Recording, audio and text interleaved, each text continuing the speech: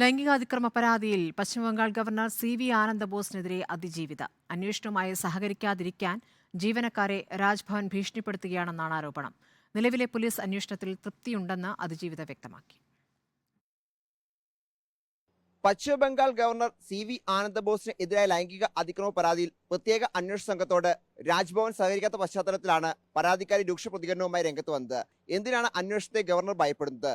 പരാതി നുണയാണെങ്കിൽ ഭരണഘടനാ പരിരക്ഷ തേടുന്നത് എന്തിന്?